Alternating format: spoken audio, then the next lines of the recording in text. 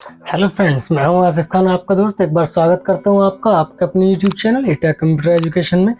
मैं एक बार फिर से लेकर आया हूं टैली की एक छोटी सी वीडियो, जिसके अंदर मैं आपको बताऊंगा कि टैली के अंदर जर्नल एंट्री किस तरह से यूज़ करते हैं। जर्नल एंट्री के जो रूल्स थे वो हमने रिसेंट वीडियोज़ में बता दिए थे कि जर्नल एंट्री के अंदर 6 रूल होते हैं। उनका गोल्डन रूल्स ऑफ अकाउंटिंग उनका नाम रखा गया है। गोल्डन रूल्स ऑफ अकाउंटिंग के अंदर के जो बेस है, जो उसका मेथड है, उसी के बेस पे हम टैली के अंदर की जितनी भी जर्नल एंट्री हैं वो हम बनाएंगे। कई बार बहुत सी छोटी छोटी चीज़ें होती हैं जर्नल एंट्री के नियम, कि हम उसको एंट्री को लिखें किस तरह से, उसको काम किस तरह से कर सकते हैं, होता क्या है जर्नल एंट्री। एक्चुअली में इन चीज़ों का बहुत सारी चीज़ें हैं मन में जो कन्फ्यूज़न रहती है। ये वीडियोज़ उन बच्चों के लिए भी काम में आएगी जो अभी 11th और 12th मतलब कॉमर्स साइड से होते हैं और 10th से सीधा 11th में आते हैं।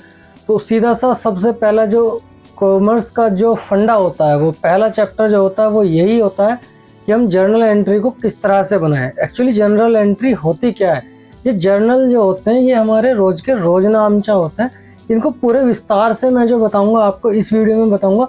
आप इस वीडियो को पूरे अंत तक देखिएगा, और वीडियो को अगर किसी भी तरीके की प्रॉब्लम आए तो आप उसको हमसे कमेंट बॉक्स में पूछ सकते हैं।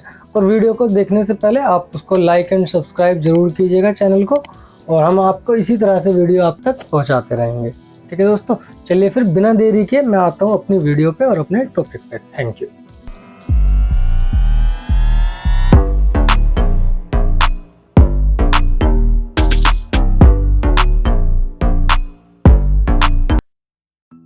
जी हाँ दोस्तों, आ गए हैं हम अपनी मेन स्क्रीन पर। जैसा कि आप देख रहे होंगे कि रिसेंट जो वीडियो थी वो हमारी इसी टॉपिक के ऊपर थी, जर्नल एंट्री सिस्टम के ऊपर। चलिए, जर्नल एंट्री होती क्या थी, क्या है, यही चीज़ें हम समझाने वाले हैं आज की इस वीडियो के अंदर। जैसे कि हमने बताया था कि टैली ऑफ अकाउंट्स 3 प्रकार के होते हैं, पर्सनल, रियल, नॉमिनल। फिर उनके अंदर के अकाउंट्स जो रूल्स होते हैं, हमारी जितनी भी अब जनरल एंट्री बनेंगी वो हमारी इसी के बेस पे बनेंगी, इन्हीं अकाउंटिंग के रूल्स पे बनेंगी। ठीक है, फिर अब यहाँ आ जाते हैं हम इस अपने टॉपिक पर।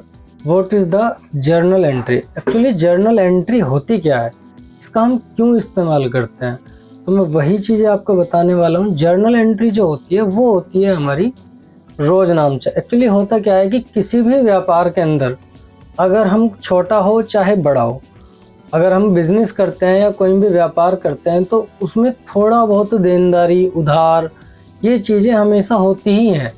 तो उन चीज़ों को नोट करके लिखने के लिए इसका बना दिया नाम जर्नल एंट्री। मतलब कि एक इस तरीके से रोजनामचा, मतलब दिन भर की जितनी भी आदान प्रदान होने वाली चीज़ें हैं उनको हम इसे रोजनामचे में लिख लेंगे। एक्चुअली होता क्या है कि जैसे कि किसी भी एक कंपनी के अंदर या किसी भी एक फैक्ट्री या इंडस्ट्री, स्कूल के अंदर ऐसे बहुत सारे एक्सपेंसेस होते हैं जो हमें एक साल में, मतलब हर डे, प्रतिदिन यूज़ करना होता है। जैसे कि पानी का खर्चा हुआ, या स्टेशनरी का हुआ, रेफ्रेशमेंट का हुआ, ये सब जो भी चीज़ें होती हैं ये हमारी रोजनामचे में हमने चढ़ानी होती है। या कोई भी हम परचेज फर्नीचर कर रहे हैं, या किसी को पैसा दे रहे हैं, या किसी को मजदूरी दे रहे हैं, तो उन सभी का जो लेखा जोखा होता है वो सारा का सारा हम इन जर्नल एंट्री के अंदर ही चढ़ाते हैं। इसके बेस पे ही हम सारा काम करते हैं। अब यहाँ देख सकते हैं हम जर्नल एंट्रीज जो होती है उनका एक फॉर्मेट बना हुआ होता है। फॉर्मेट आपके सामने है। फॉर्मेट के अंदर क्या क्या चीज़ें होती हैं और इस फॉर्मेट का क्या लाभ होता है। अगर हम किसी भी एंट्री को एक तरीके से चढ़ाएंगे तो वो हमें कितनी आसानी देगा अपने अकाउंट को मेंटेन करने में। ये जितनी भी प्रक्रिया होती है वो सब की सब एक अकाउंटिंग मेंटेन करने के लिए ही की जाती है। तो जर्नल एंट्री फॉर्मेट, जो फॉर्मेट होता है ये एक हमारा प्रारूप होता है जर्नल एंट्री का। जैसे कि आप देख रहे होंगे, सबसे पहले जो है डेट, फिर पर्टिकुलर, फिर एलएफ, फिर डेबिट अमाउंट, क्रेडिट अमाउंट, ये सारी चीज़ें हैं। डेट की अगर मैं बात करूं कि जितनी भी डेट होती है, जैसे हमारी जितनी भी जर्नल एंट्री होती है कंपनी के अंदर, वो सब डेट के वाइज ही होती हैं। जैसे आज 1 पे हुई, फिर 2 पे हुई। अब अगर एक ही सेम एक्सपेंसेस है, अगर हमारी डेट नहीं चढ़ी हुई, हमारा एक ही एक्सपेंसेस है, जैसे कि हमारा वाटर बिल एक्सपेंसेस है, ये रोज होता है। तो इसको हम कैसे पता लगाएंगे कि ये इस तारीख का बिल है और ये इस तारीख का बिल है। तो इन सब को चेंज को मेंटेन रखने के लिए हमने इस डेट का कॉलम रखना हमारे लिए ज़रूरी है। जैसे कि आप देख रहे होंगे, यह जनरल एंट्री का पहला कॉलम है। इस खाने के जिस भी लेन देन को हमने लिखना है वो हम इस डेट के अकॉर्डिंग ही लिखते हैं। नेक्स्ट में आ जाता है पर्टिकुलर।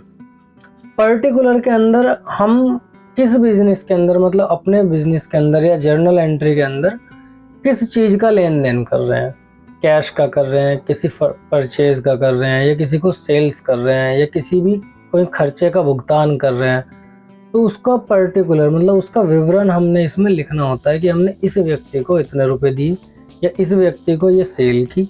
तो ये सारी चीज़ें हमने इस पर्टिकुलर में लिखते हैं। पर्टिकुलर के अंदर एक रूल होता है ये कि हम हमेशा डेबिट को ऊपर वाले हिस्से में लिखेंगे और क्रेडिट को नीचे लिखेंगे। डेबिट को हम डेबिट से डिफाइन करते हैं और क्रेडिट को हम टू से कर लेते हैं, ठीक है।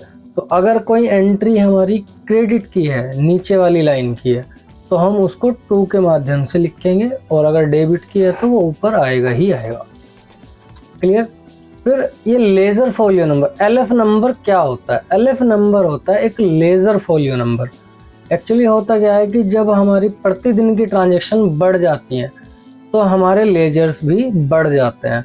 अब हमें ये कैसे पता लगेगा, सपोज 2 महीने के अंदर 4 लेजर बढ़ गए। अब हमने ये कैसे पता लगाएंगे कि हमारी परचेज की, जैसे सपोज हमने कोई फर्नीचर परचेज किया लास्ट मंथ और इस मंथ भी हमने फर्नीचर परचेज किया, तो इस चीज़ का कैसे पता लगाएंगे कि हमने किस पेज नंबर पे उस फर्नीचर की एंट्री चढ़ाई थी। तो हाँ, उसको चढ़ाने के लिए हमने क्या करना होता है कि एक हम उस पर नंबर डाल देंगे उस एंट्री पे LF करके। LF नंबर जो होता है ये लेजर फोलियो नंबर होता है। अब हमने लास्ट मंथ जो हमने चढ़ाई वो हमने एंट्री चढ़ा दी, उस पर LF नंबर डाल दिया कि वो 2 है। अब नेक्स्ट एंट्री जो चढ़ाएंगे तो हम उस पर रिसेंट वीडियो, उसका रिसेंट जो हमारी एंट्री होगी उसका नंबर भी डाल देंगे, क्योंकि अगर हमने वो डिफाइन करना होगा तो वो एक के साथ एक निकलती चली जाएंगी, ठीक है। इसलिए इसका हम यूज़ करते हैं। जैसे कि आप देख रहे होंगे, एग्जाम्पल दिख रहा है, फर्नीचर में कोई भी पोस्टिंग करते हैं जिसका लेजर पेज नंबर पर तैयार किया गया है। पेज नंबर निकालने के लिए जनरल एंट्री में क्या करना है, फर्नीचर के आगे हम LF नंबर डाल देंगे, तो हम LF नंबर की मदद से उस लेजर्स को निकाल सकते हैं। तो चलिए आते हैं अब जर्नल एंट्री हम बनाते कैसे हैं, इनका इस्तेमाल किस तरह से किया जाता है। नियम मैंने आपको बता दिया है। इसमें एक चीज़ का और हमेशा ख्याल रखना है कि देखो 2 अकाउंट होते हैं, एक डेबिट एक क्रेडिट। अगर एक पार्टी डेबिट होगी तो सामने वाली पार्टी ऑटोमेटिक क्रेडिट हो जाएगी। मतलब अगर डेबिट और क्रेडिट दोनों हमेशा इक्वल बैलेंस रहते हैं, कभी भी डिफरेंस नहीं आता इन चीज़ों में। तो जैसे कि आप यहाँ देख रहे होंगे, सबसे पहली एंट्री क्या है, स्टार्टेड बिजनेस विद कैश। एक बिजनेस स्टार्ट किया गया है कैश के द्वारा, कितने रुपए से, 1 लाख रुपए से, ठीक है। ये हमें सीधा सीधा समझ में आ रहा है, लेकिन इसको हम बनाएंगे कैसे, वो हम चलते हैं नेक्स्ट पेज पे। जैसे कि आपने यहाँ दिख रहा होगा कि name of account, type of account, rule will be applied, कि किस तरह से इसमें कौन सा रूल अप्लाई हो रहा है, ट्रांजैक्शंस का इफेक्ट क्या पड़ रहा है अकाउंट पे, कंडीशन क्या है रूल अप्लाई करने की, according to rules it will be credit और डेबिट, मतलब रूल के अकॉर्डिंग क्या डेबिट हो रहा है और क्या क्रेडिट हो रहा है। तो मैं आपको बता दूं कि जब भी हम कोई बिजनेस स्टार्ट करते हैं तो हम जैसे कैश से हमने बिजनेस स्टार्ट किया, तो कैश क्या होती है, कैश हमारे पास में अगर है तो वो हमारी करंट एसेट्स होती है, मतलब एक प्रकार की एसेट्स होती है। एसेट्स कहाँ जाएगी, हमारी रियल अकाउंट। रूल कौन सा होगा, हमारा रियल अकाउंट, मतलब कि व्यापार के अंदर जाने वाली या व्यापार के अंदर आने वाली वस्तु को हम हमेशा डेबिट करते हैं। तो इसमें दिया हुआ है कौन सा ट्रांजैक्शन पड़ेगा, cash come in the business, मतलब कोई भी अगर हम बिजनेस में पैसा लगाएंगे तो कैश हमारे पास आएगा, और हम आने वाली वस्तु को क्या लिखते हैं, डेबिट लिखते हैं। तो ये हमारा पहला रूल था। उसके बाद कैपिटल, कैपिटल क्या होती है, हमारी पूंजी होती है, ये हमारी पर्सनल अकाउंट के अंदर आती है। और owner giving cash to other assets to business, मतलब ओनर हम अपना ही पैसा अपने बिजनेस में लगा रहे हैं, तो हम गिवर हुए। और जब हम गिवर हुए तो हम देने वाला क्या हुआ, हमारा क्रेडिट। तो इसी तरीके से हमने ये एंट्री बनानी है कि cash account debit to capital. Business के अंदर जो भी हमारे पास आ रहा है हम उसको डेबिट करेंगे, और जो हमारे पास से जा रहा है, हम अपने कैश को बिजनेस के अंदर लगा रहे हैं तो हमारे पास से जा रहा है, तो इसलिए वो कैपिटल अकाउंट में चला गया, और कैपिटल अकाउंट से ही हमारे पास में कैश आ रहा है, मतलब बिजनेस से ही हमारे पास में कैश आ रहा है, तो वो हमारा डेबिट अकाउंट में चला गया। तो हम इसकी एंट्री इस प्रकार से बनाएंगे, cash account debit to capital. इसमें 1 लाख रुपए की जो अमाउंट है वो आपके सामने यहाँ पे दिख रही होगी। तो cash account debit to capital, जैसे कि आप देख रहे होंगे यहाँ पे हमने कैश को ऊपर डेबिट से डिफाइन किया है और टू को हमेशा क्रेडिट से। यहाँ हमने क्रेडिट और डेबिट अलग अलग नहीं लिखा, टू हमेशा हम लिखेंगे ही, यहाँ टू की जगह क्रेडिट नहीं लिखेंगे। चलिए फिर नेक्स्ट वीडियोस पे चलते हैं जी। यहाँ पे एंट्री है हमारी purchase of goods for race, मतलब कितने रुपए का, मतलब 50,000 रुपए का माल खरीदा, वो भी नगद। अगर हमने नगद माल खरीदा है तो सीधी सी बात है, नगद खरीदा है तो हमारे पास से क्या जा रहा है, कैश जा रहा है, जब भी तो हमारे पास में आएगा। अगर हम किसी भी व्यापार के अंदर या किसी भी दुकान से कोई नगद सामान खरीदते हैं, सपोज हमने एक 10 रुपए का बिस्किट का पैकेट खरीदा, तो क्या हुआ कि हमने अपनी जेब से उसको 10 रुपए दिए और उससे 10 रुपए का बिस्किट का पैकेट लिया, तो हमारे पास में क्या आया, गुड्स आया।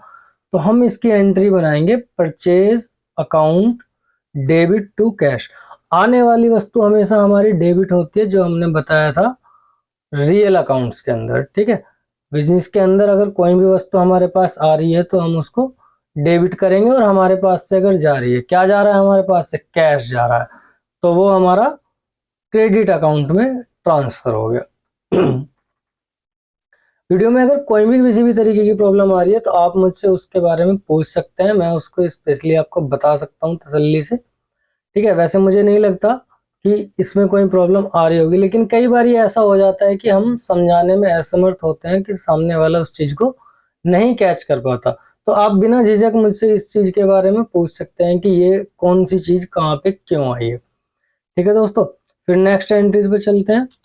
उससे पहले आप हमारे चैनल को सब्सक्राइब एंड वीडियो को लाइक एंड शेयर करना बिल्कुल ना भूलें। मैं इसी तरीके की मजेदार वीडियोस आपके तक पहुंचाता रहूंगा। आप चैनल पे आइएगा फिर वापस से जी। तो एंट्री हमारी सेम है, लेकिन थोड़ी सी इसमें चेंजेस है। जैसे कि आप देख रहे होंगे कि purchase of goods from Ram with cash, यहाँ नाम भी आ रहा है और कैश भी आ रहा है।